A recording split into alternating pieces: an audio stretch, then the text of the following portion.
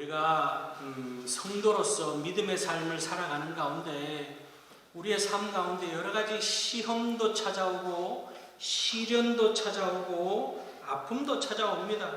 그 원인을 들여다보면은 우리가 하나님 앞에 불순종해서 죄를 범해서 우리의 잘못으로 우리에게 그런 결과가 찾아올 때가 있습니다.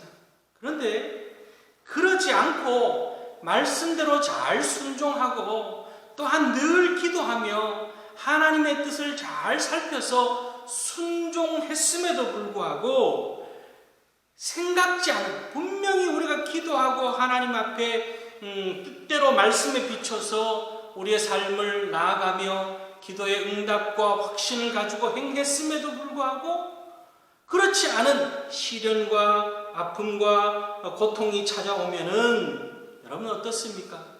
믿음의 회의가 느껴지고 또한 낙심하게 되고 또 좌절하게 되고 하나님과 멀어지는 그런 결과를 찾아오기도 합니다.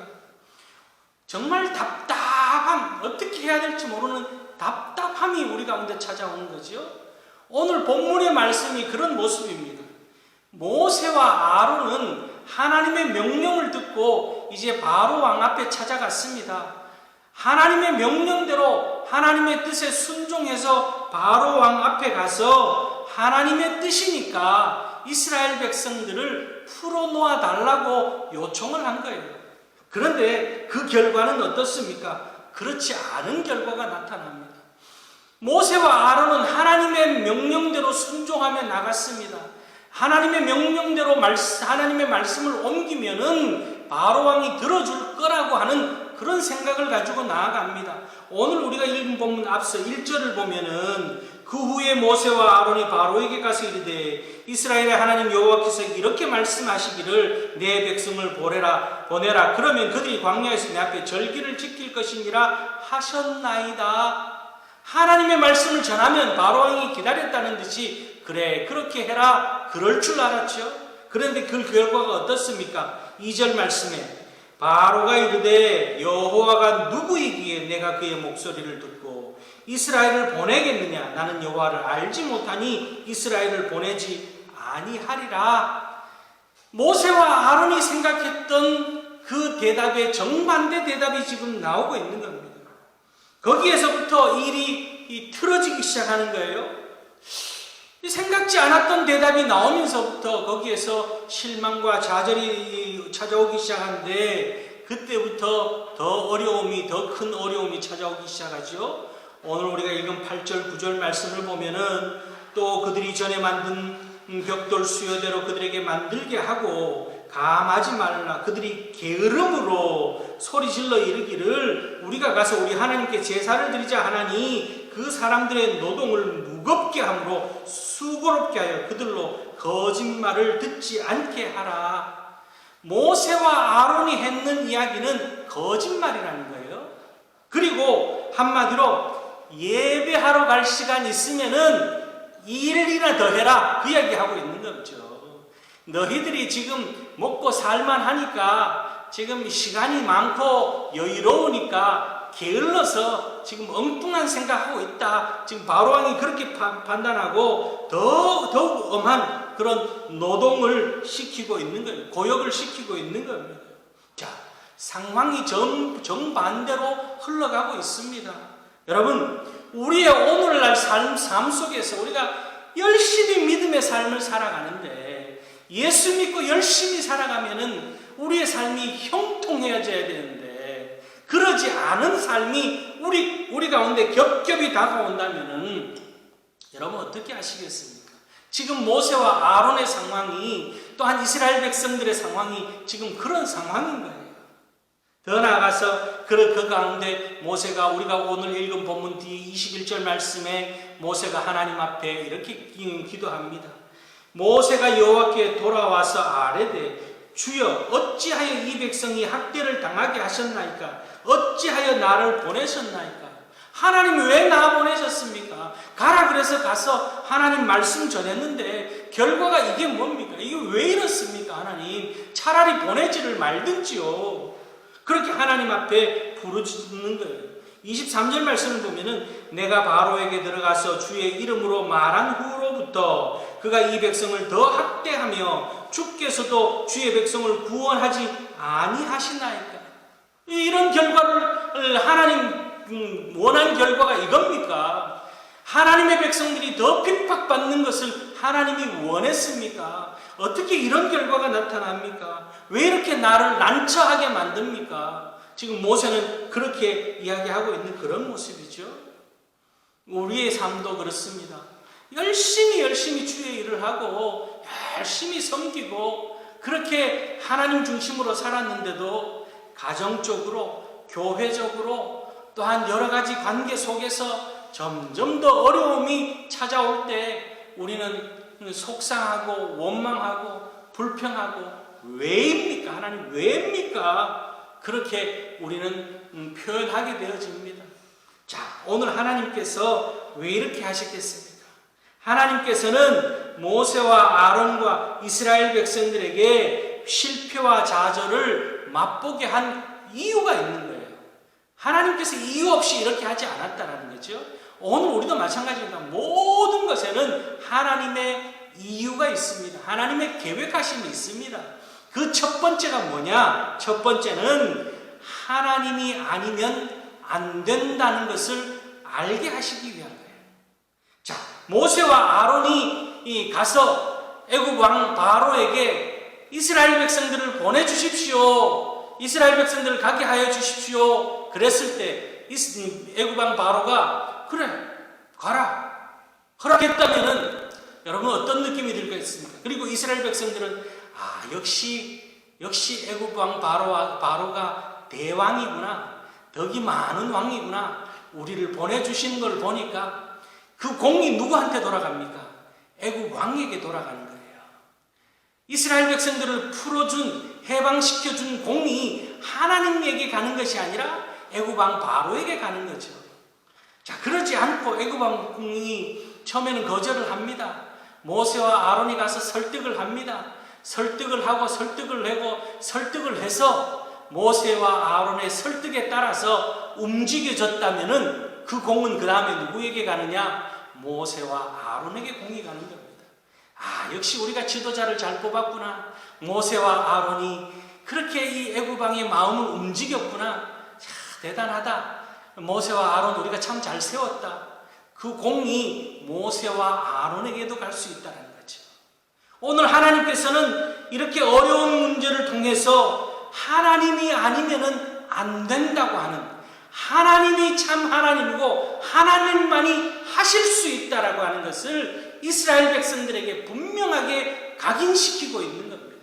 오늘 우리의 현실도 마찬가지입니다.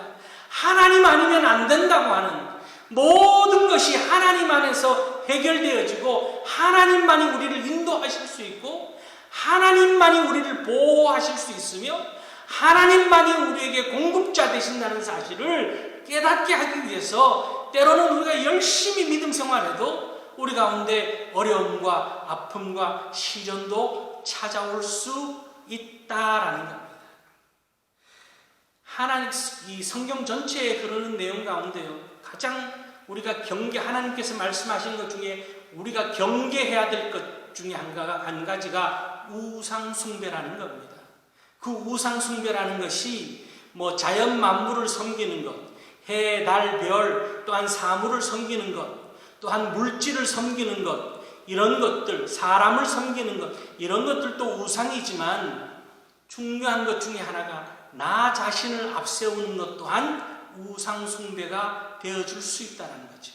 모든 공치사를 내가 차지하는 것이, 하나님이 받아야 될 영광을 내가 차지하는 것이 우상숭배가 되어질 수 있음을 우리는 늘 경계하고 깨달아야 되는 거예요.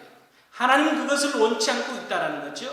그 공이 하나님이 받아야 될 것이 애굽 왕이 차지한다거나 하나님이 받아야 될 공이 모세와 아론이 차지해서는 안 된다는 것을 오늘 깨닫게 하고 있습니다.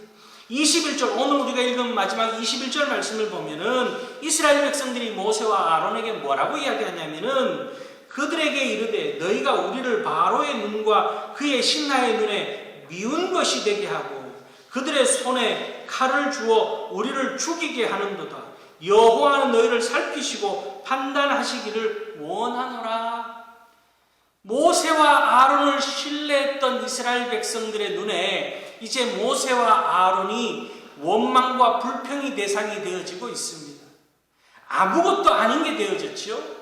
모세와 아론도 아무것도 아닌 것이고 바로 왕의 그 압제를 피할 수 있는 길은 오직 하나님밖에 없다라는 것을 온 이스라엘 백성들이 알게 되는 그 시점부터 하나님께서 역사하기 시작한다라는 거죠. 오늘 이런 이 상황 가운데 이 상황이 주어지고 나서부터 하나님께서는 역전시키기 시작합니다. 10가지 재앙을 이제 시작하면서 하나님이 살아계신 하나님이고 이스라엘 백성들이 믿는 하나님이 어떤 하나님인지를 그 이방 나라에 드러내 보이고 있는, 그러면서 이스라엘 백성들 또한 깨닫게 하는 하나님의 위대하심을 깨닫게 하기 시작하고 있다라는 것을 볼 수가 있습니다. 우리의 인생에 실패가 찾아오고 좌절이 찾아오고 어려움이 찾아오고 그 모든 것들이 우리가 죄로 인해서 우리가 잘 판단해야 되는 거예요. 내가 하나님이 받아야 될 영광을 내가 차지함으로 인해서 찾아온 결과인지, 아니면 내가 열심히 하나님을 섬기고 모든 영광 하나님 앞에 올려드렸음에도 불구하고 말씀에 순종하며 살았음에도 불구하고 찾아오는 것이라면 우리가 더 하나님을 의지하는, 어떤 이유든 간에 하나님을 더욱더 의지하며 나아갈 수 있는, 하나님만이 나의 하나님이십니다. 하나님만이 하실 수 있습니다. 하나님만이 나의 목자십니다. 인도자시오 공급자시오 보호자이십니다. 하나님만 전폭적으로 의지하고 나아감을 통하여서 이 땅에 우리의 실패와 좌절을 뛰어넘고 이겨나갈 수 있는 그런 신실한 하나님의 사람들 될 수 있기를 주님의 이름으로 축복합니다. 두 번째 이유 또 하나 있습니다. 이스라엘 백성들을 통해 지금 말씀하고 있는 것은 이 땅이 전부가 아니라는 것을 보여주기 위한 것이라는 거예요. 이스라엘 백성들이 출애굽해서 광야길을 가는 가운데 저들에게 어려움이 찾아왔을 때 이스라엘 백성들이 원망하며 했던 즐겨하는 이야기가 있었습니다. 뭐냐면 애굽에 있을 때는 우리가 이러지 않았는데 하는 거예요. 애굽에 있었을 때는 우리가 오이도 먹고 채소도 먹고 마늘도 먹고 파도 먹고 고기도 먹고 고기 가마 옆에 우리가 살았었는데, 그때를 그리워하고 있는 그런 이스라엘 백성들의 모습이 이 출애굽해서 광야길을 가는 가운데 이스라엘 백성들에게 참 많이 나타납니다.